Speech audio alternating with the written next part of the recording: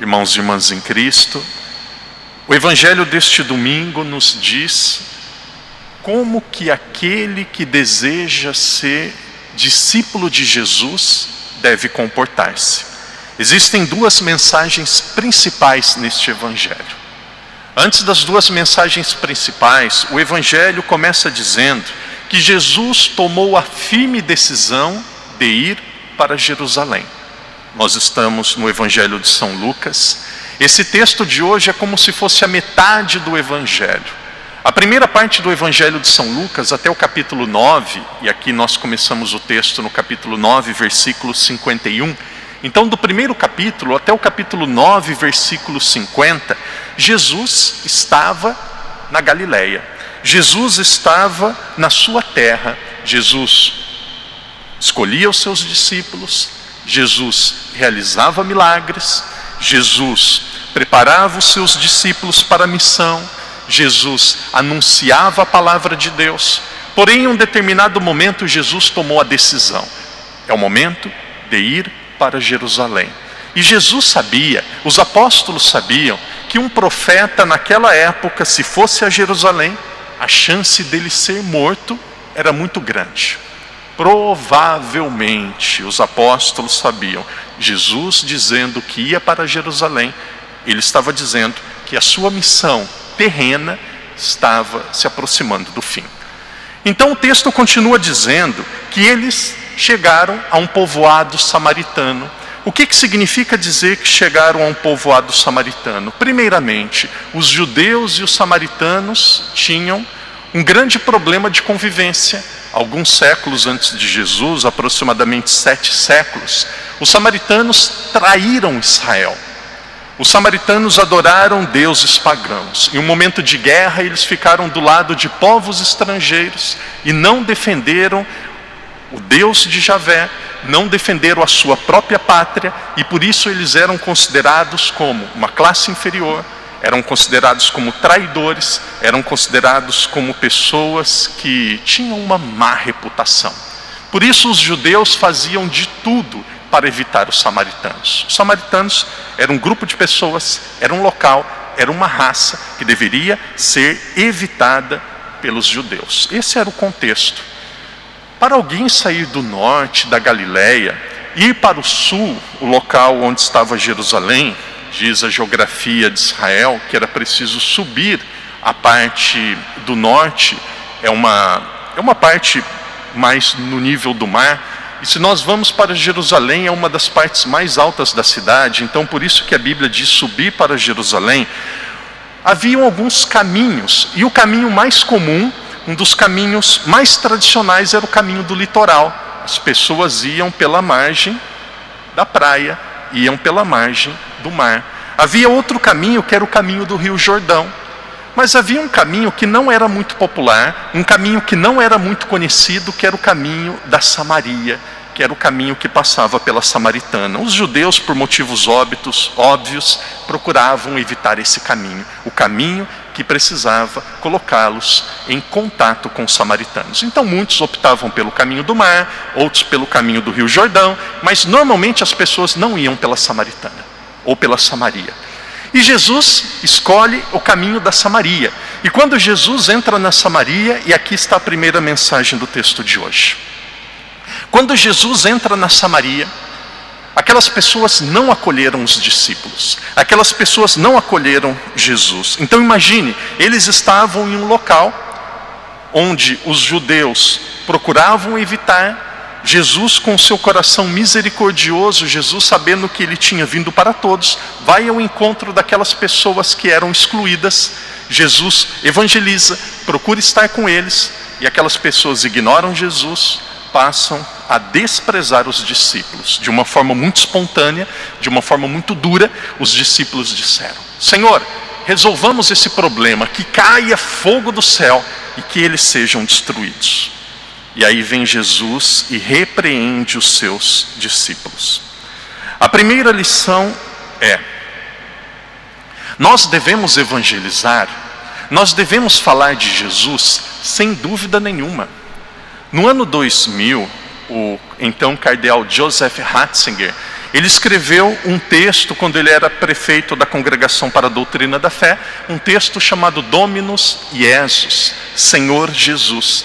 E nesse texto, o cardeal Ratzinger, texto assinado pelo Papa João Paulo II, dizia: a salvação realizada por Jesus Cristo, ela tem a sua unicidade e a sua universalidade. O que significa unicidade? Existe um único Salvador na história, existe um único Salvador que é capaz de levar-nos a Deus, que Ele é o próprio Deus que é capaz de salvar a nossa vida. Esse único Salvador é Jesus.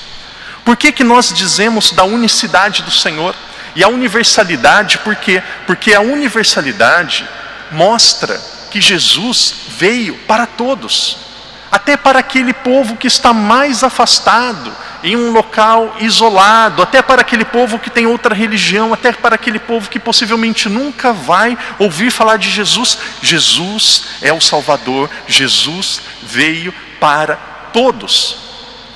Existe nos dias de hoje, existia quando este documento foi escrito no ano 2000, uma grande tendência de se dizer assim: as religiões são todas iguais. O mais importante é fazer o bem. O mais importante é fazer caridade. As religiões não são o mais importante. Você segue a religião que você quiser, você sendo bom já está ótimo. Isso é um grande insulto para os mártires.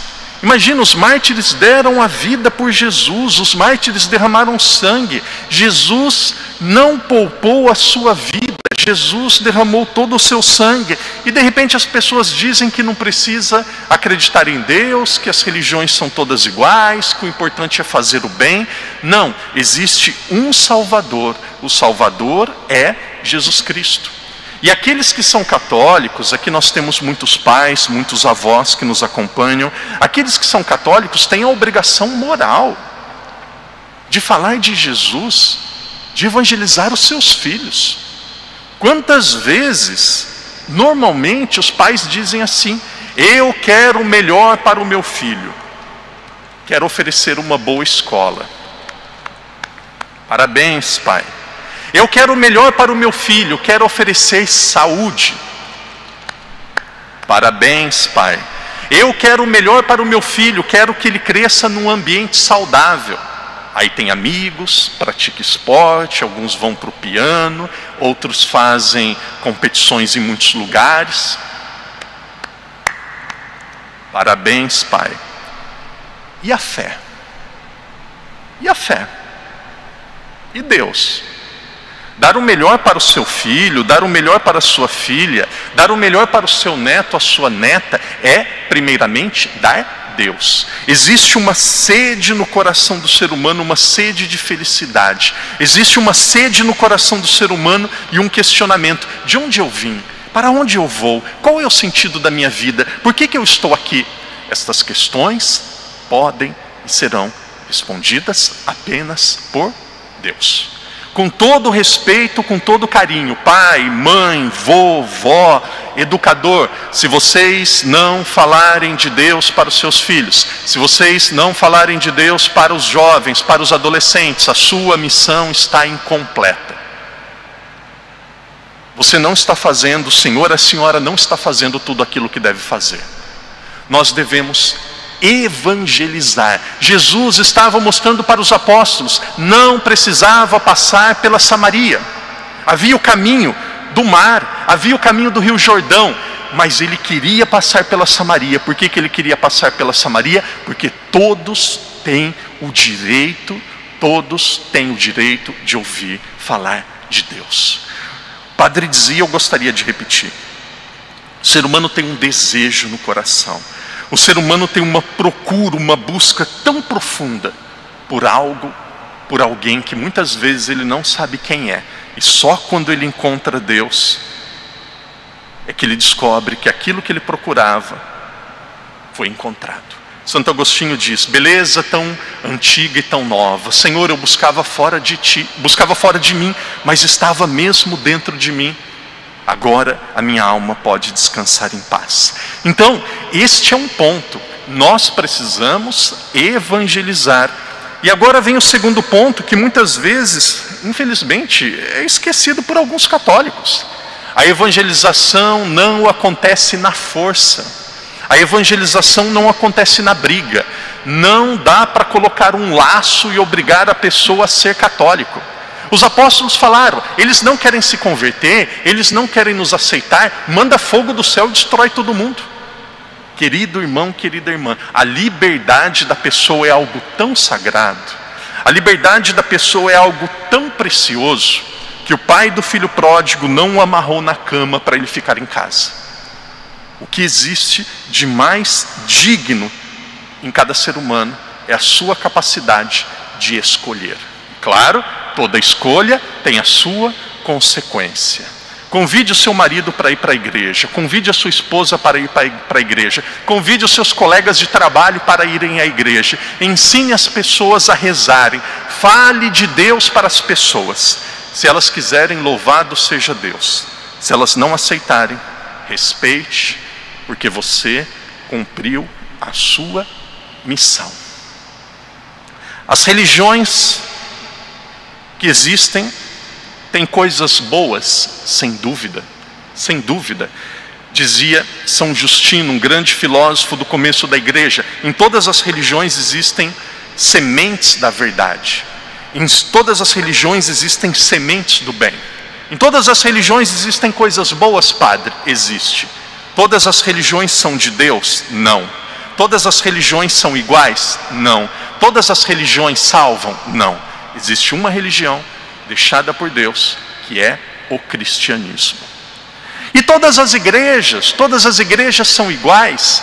Olha, nós vivemos em um período, agora eu falo pelo meu país, falo pelo Brasil, o padre está em Macau, na Ásia. No Brasil se funda a igreja como se funda bar na esquina, time de futebol e escola de samba. Cada dia um nome novo, cada dia uma igreja nova. Esses dias, eu visitando uma família, uma jovem começou a perguntar, por que eu sei que a igreja católica é a igreja de Jesus? E ela perguntou assim, os cristãos dizem que os pastores devem se casar e todo mundo deve se casar. E os católicos? Que? Os cristãos pensam desse jeito e você está me perguntando os católicos? É como no Brasil, os evangélicos pensam desse jeito e os católicos? Eu também sou evangélico, eu acredito no evangelho.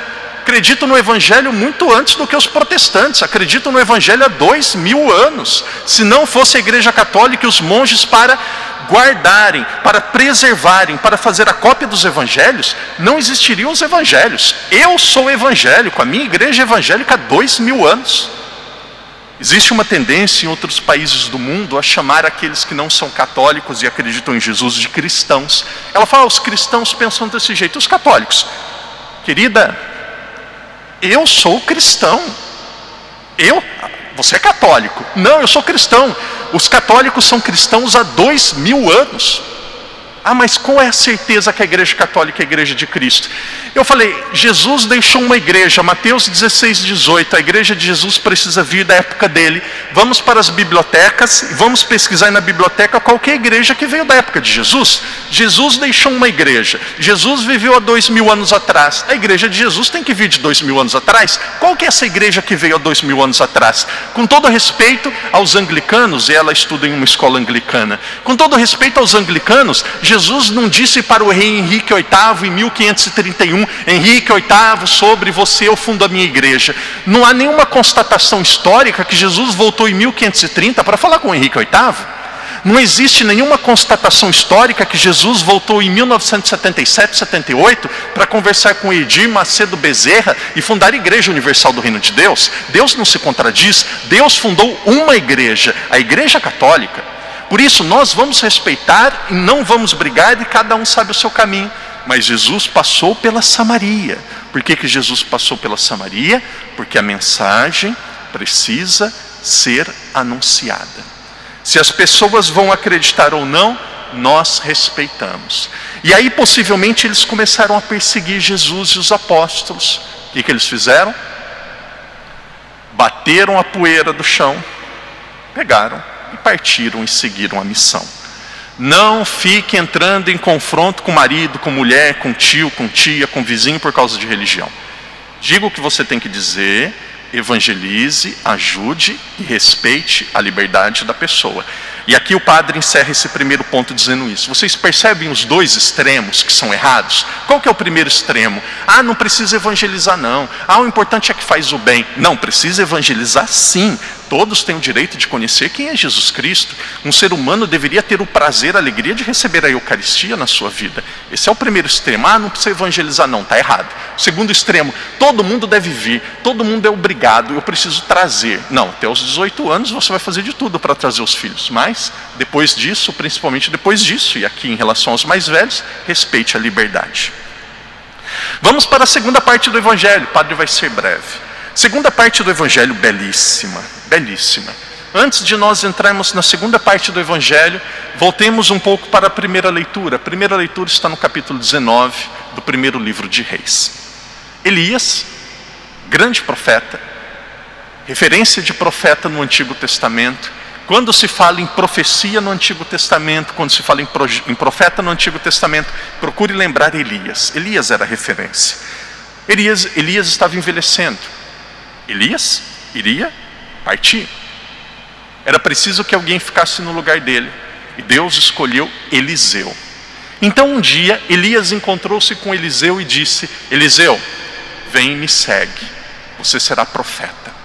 E aí Eliseu disse: sim, eu vou segui-lo, mas antes disso permita que eu pegue alguns bois, que eu volte para a casa dos meus pais, me despeça deles e depois eu sigo você.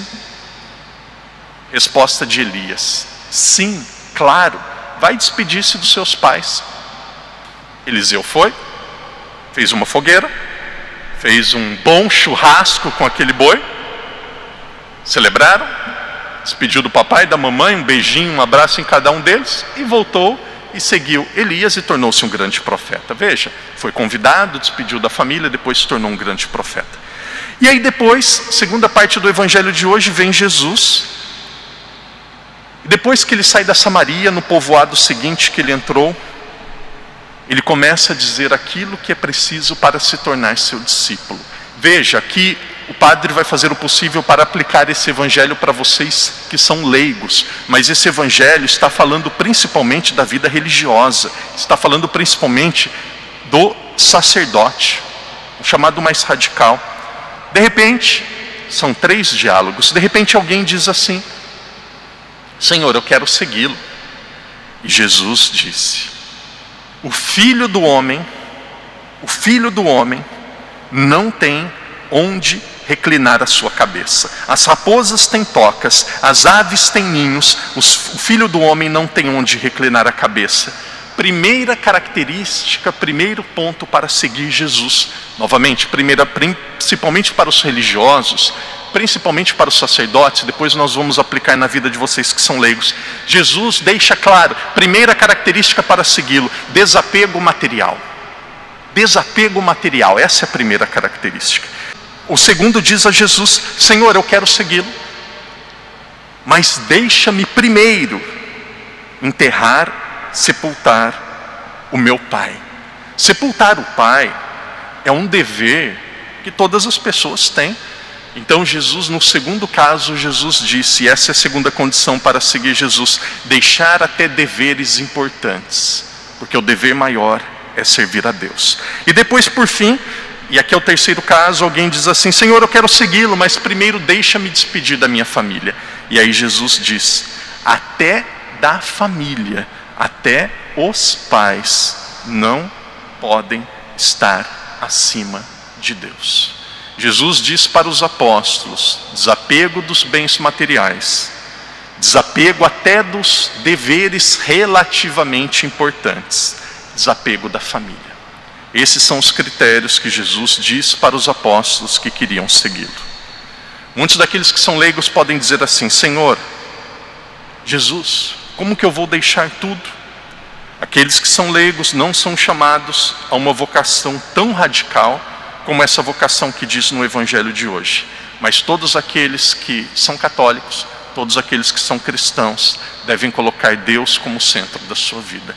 Devem colocar os ensinamentos de Deus como critério principal para ser seguido. Que Deus nos ajude a termos Ele como a nossa maior alegria, como a nossa maior força. Que Deus nos ajude a evangelizar, sempre respeitando a liberdade. Que Deus nos ajude a termos Ele como a nossa força, como a nossa alegria e o nosso maior e único apego.